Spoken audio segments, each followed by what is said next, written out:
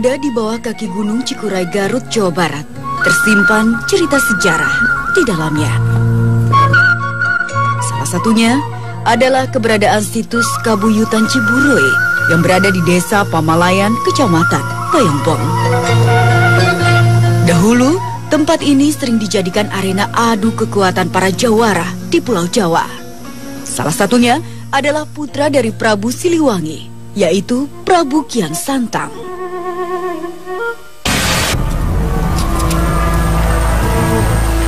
Sekarang saya sudah berada di situs Kabuyutan Ciburuy, Kota Garut. Konon, dulunya pernah dikunjungi oleh Raden Kian Santang dan juga dijadikan sebagai arena pertarungan para jawara di Pulau Jawa. Lalu, bagaimana cerita sebenarnya? Ikuti penelusuran saya.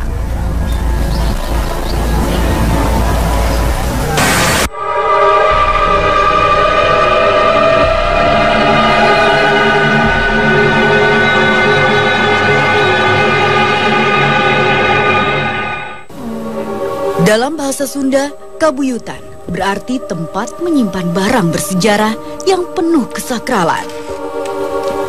Dari cerita yang berkembang, bila mana tempat tersebut tidak dirawat dengan baik, niscaya akan mendatangkan sesuatu yang tidak diinginkan. Oleh masyarakat sekitar, situs Kabuyutan Ciburuy begitu dikeramatkan. Untuk mendapatkan informasi tentang tempat ini, saya pun mencoba menemui Kang Ujang Nana selaku juru kunci di tempat ini. Assalamualaikum Kang, saya Lisa. Waalaikumsalam, saya Ujang.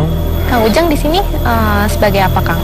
Sebagai juru pelihara, merangkap juru kunci. Dari cerita yang saya dapat, cerita sejarah, katanya dulu di tempat ini pernah didatangi oleh Raden Kian Santang. Itu bagaimana ceritanya, Kang? Nah, itu Prabu Kian Santang datang ke sini itu mencari seorang tanding ataupun lawan. Nah, singkatnya cerita itu, Prabu Kian Santang itu diantar dengan seorang kakek.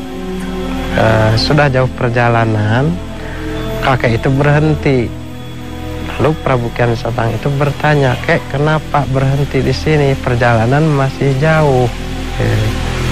Nah, lalu kakek itu menjawab, "Nah, tongkat kakek ketinggalan, masih nancap di atas bumi." Lalu Prabu Kian Santang itu menawarkan diri untuk mencoba mengangkat tongkat itu. Ternyata Prabu Kian Santang itu kelelahan, kehabisan tenaga dan kehabisan ilmu. Dikarenakan Prabu Kian Santang itu udah merasa dirinya sakti ataupun jago, akhirnya Prabu Kian Santang itu menyadari bahwa tiada ilmu yang bisa untuk menyelesaikan terkecuali kita istilahnya untuk kebersamaan dan untuk menjalankan kebenaran.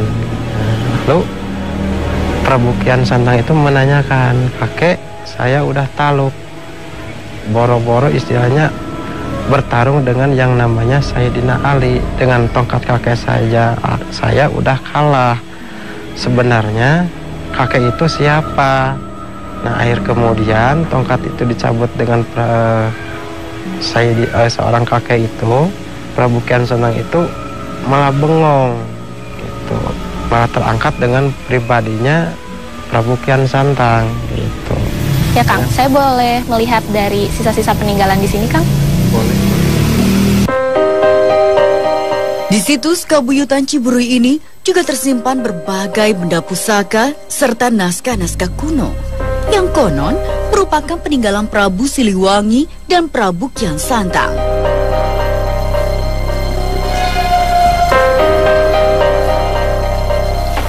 Nah, ini ya Kang ya, benda pusaka dari peninggalan.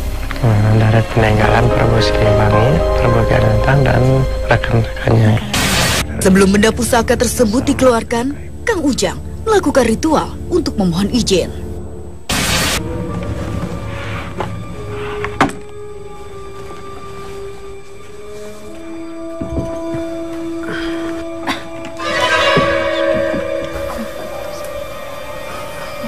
Dengan ini peninggalan-peninggalan zaman dulu yang dipakai untuk membuka ataupun memulainya acara. Nah, ini yang dibilang kujang, disebut kujang. Iya. Boleh dipegang, Kang? Ya, boleh. Oh, ini kujangnya. Ini dulunya milik siapa, Kang? Milik Pasundan, Raja Pajajaran. Nah, kalau ini yang dinamakan Prabu Kian Santang. Oh, ini miliknya Prabu Kian Santang. Prabu Kian Santang itu banyak senjata ataupun barang-barang yang dijadikan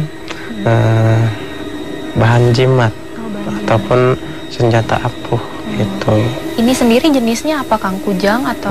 Kujang, tumbak. Kalau kujang itu kepunyaan Prabu Siliwangi.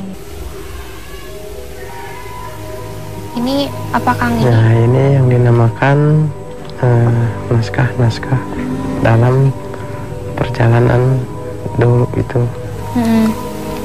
Ini sendiri yang dinamakan, yang disebut daun lontar itu ya, Kang? Oh, jadi bentuknya seperti ini. Ini yang dipegang Akang sendiri, nulisin apa, Kang? Ada artinya nggak, Kang? Nah, ini masalah ilmu-ilmu.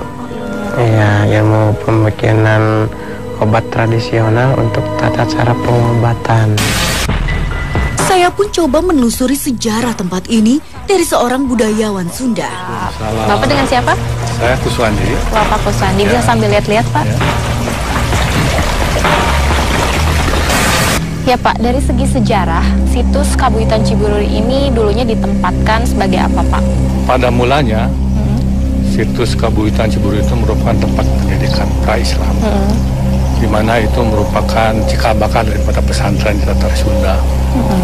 Tempat itu dibangun setelah Prabu Kian Santang Siliwangi, putra Siliwangi, masuk Islam, dan kemudian Prabu Kian Santang menyebarkan agama Islam melalui pendidikan agama Islam yang diselenggarakan di situs Ciburuy. Di situs itu juga diajarkan keluhuran budaya Sunda, di mana yang ditulis dalam daun lontar yang disimpan sampai sekarang di situs Kabuyutan Ciburuy. Situs Kabuyutan Ciburuy itu sendiri ditemukan oleh salah seorang administrator perkebunan Belanda pada tahun 1864. Kemudian dia mengadakan penelitian di situs Ciburuy itu.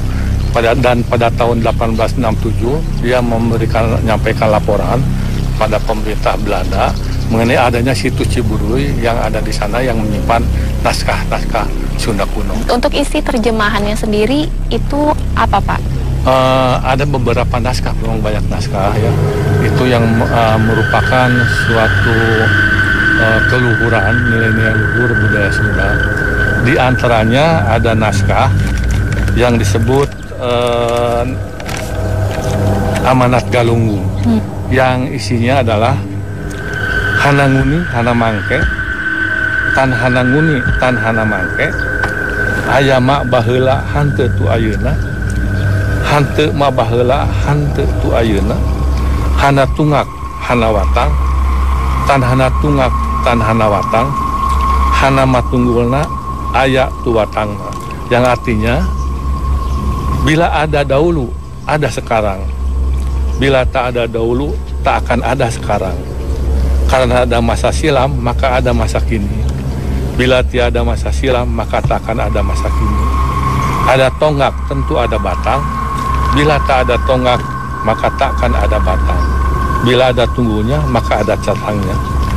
Amanat ini adalah sesuai dengan pendiri bangsa Bung Karno yang mengatakan bahwa jangan sekali-kali meninggalkan sejarah atau melupakan sejarah dan warisan leluhur budaya para leluhur kita.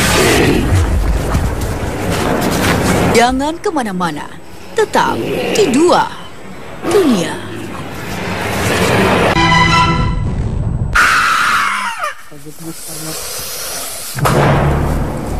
Saatnya kami melakukan mediumisasi. Aar pun menyiapkan rekan pelukis kami. Di saat yang bersamaan, satu mediator sudah tidak sadarkan diri. Assalamualaikum. Waalaikumsalam. Boleh tahu nama Anda siapa? Aulah Kalijaga. Kalijaga. Sosoknya seperti apa?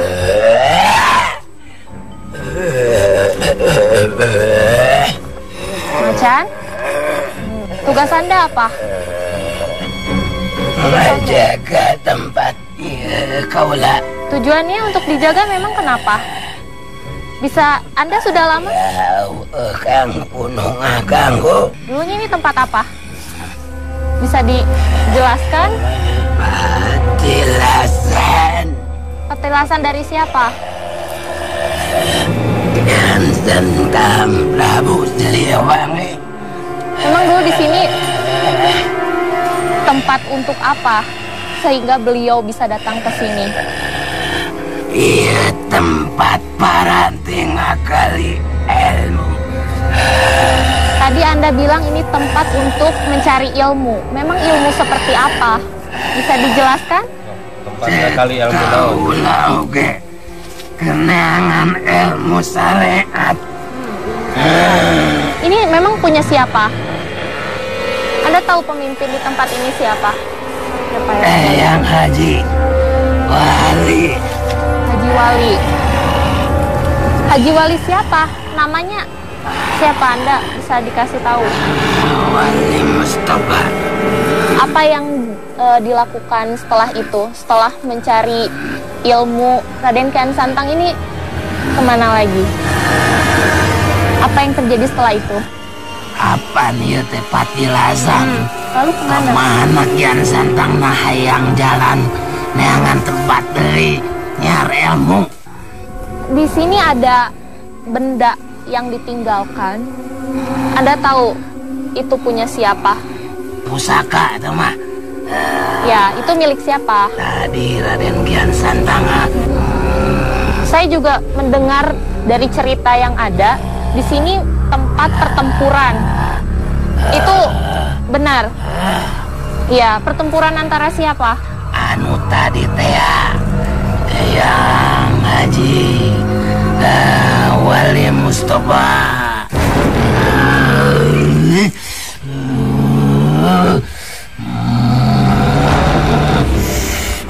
Mediator pun disadarkan.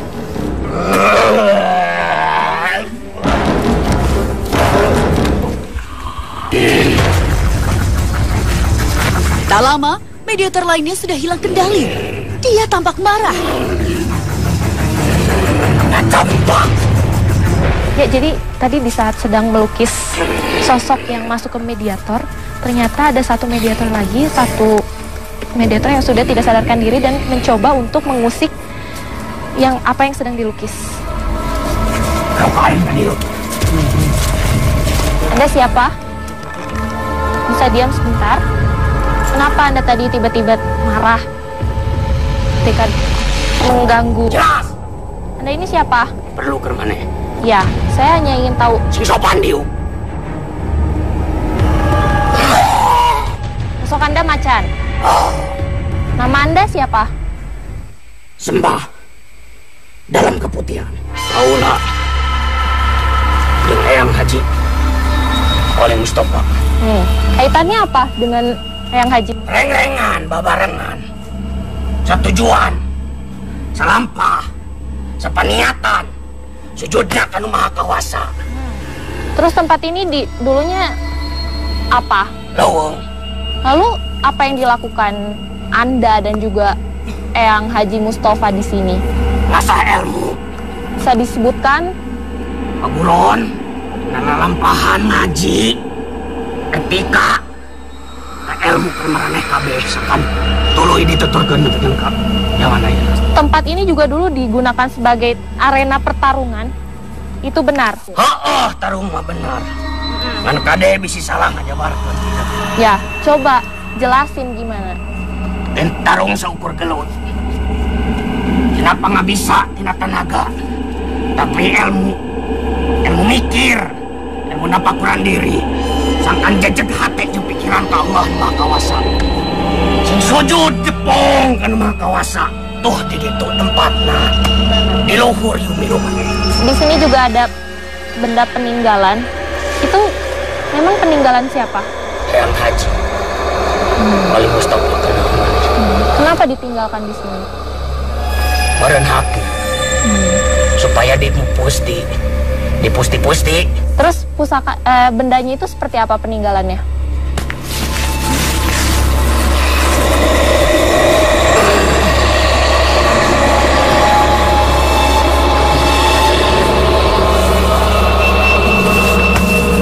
Telahan siatah kujang.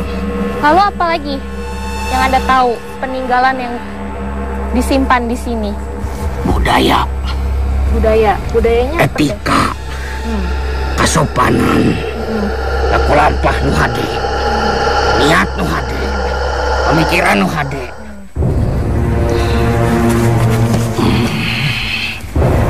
Saat mediator ini sedang memberikan penjelasan, mediator lainnya sudah tidak sadarkan diri. Siapa gerangan sosok ini? Sang Raks, bisa diri kau. Ampun, amit ampun, ya padahal Assalamualaikum. diri kau. Assalamualaikum. Tepisan-pisan ngabogaan, pangerti harta jempan. Assalamualaikum. Allah. Terima kasih. Sosok Anda seperti apa, bisa dijelaskan? Berjanggut. Apa yang Anda lakukan di sini? Iya, tempat dipakai buyut. Dipakai untuk apa? Kape. Kerniaskeun hati. Jeung pikiran. Sajaba diri kaula. Loba nu sejenna. Siapa aja, bisa dikasih tahu, sebutkan namanya. Yang sembah dalam keputihan. Itu beliau siapa? Kalijaga. Dan Anda sendiri siapa tadi?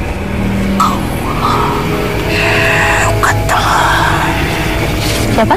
Ki Hasan Ali. Anda tahu mengenai Eyang Haji Ali Mustafa? Tempat apa yang memang dulunya ini? Saat kami berkomunikasi, tiba-tiba ia terjatuh dan tidak sadarkan diri.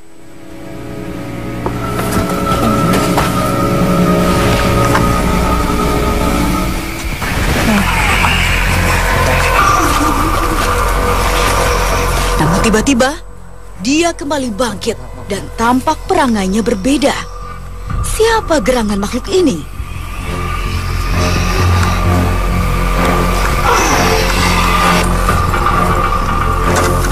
Lingi.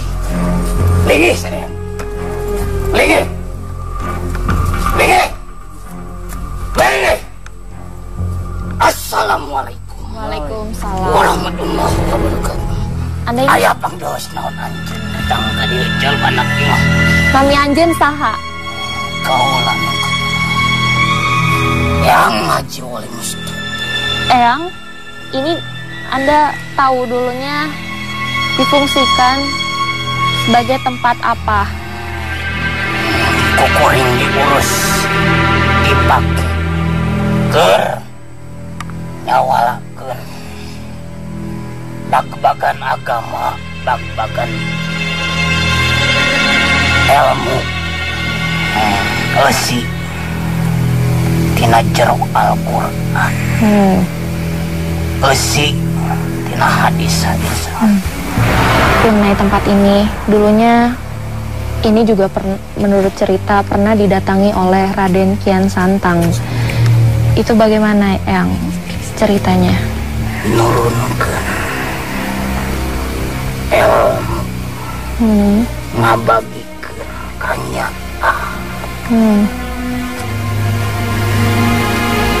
ka sakap. Menurut informasi yang saya dengar, beliau datang ke sini untuk mengadu ilmu. Itu benar tidak? Ya benar. Ngadukeun dina arti lain keur dijadikeun paagul-agul, pajago-jago. Ada peninggalannya tidak Raden Kian Santang ke sini? Aya nanti tinggal. Aya. Maksudnya pusaka. Kenapa ditinggalin di sini, Yang? Baheulana ieu tempat dipake ngagali leuwih jero tina ilmu, leuwih jero tina pagawean, pikeun ngabeja, ngabejakeun ka manusia zaman baheula. Nah, ada satu benda juga yang ditinggalkan di sini, itu berbentuk naskah. Itu siapa yang menuliskan naskah tersebut? Sameme tentang Hey, terima kasih Yang atas informasi dan juga pesannya. Insya Allah. Mohon maaf jika kami mengganggu. Ya, Assalamualaikum Yang. Dirasa cukup informasi yang didapat, mediator ini disadarkan. Tetap di Dua Dunia. Ya Kang, sudah ada 3 lukisan yang berhasil dilukis pada saat proses mediumisasi tadi. Nah, ini lukisan yang ini sendiri bisa dijelaskan Kang, maknanya dari lukisan ini sendiri apa? Yang mana alhamdulillah ini adalah menggambarkan suatu gambar pusaran bumi. Atau bisa dikaitkan kalau dengan tadi hasil mediumisasi bahwa di sini itu tempat perkumpulan untuk memusyawarahkan tentang masalah bagian daripada ilmu syariat dan ilmu hakikat juga. Lalu lukisan yang kedua Kang, yang mana? Ini ya? Yang kedua diantaranya kalau kita lihat ini secara dari jauh, memang ini menggambarkan suatu sosok makhluk harimau. Yang mana ini harimau itu adalah salah satu daripada penjaga di ini lingkungan. Ya, baiklah. Selanjutnya lukisan yang ketiga ini, yang mana ini? Di tengah. Nah, lukisan yang ketiga ini menggambarkan daripada suatu pertempuran atau peperangan, tapi dalam artian bukan pertarungan secara fisik, tapi pertarungan di dalam kajian ilmu untuk menyawalakan yang tadi itu juga, menyawalakan tentang masalah keagamaan, yang mana di sini itu kalau dilihat dari gambaran sampai istilahnya itu saling mengeluarkan daripada dalil-dalil atau perdebatan-perdebatan yang sangat lumayan untuk mencetuskan daripada salah satu kepada tingkatan syariat dan hakikat. Itu yang ketiga. Oh iya, baik. Baik Kang, terima kasih atas penjelasannya. Assalamualaikum. Waalaikumsalam.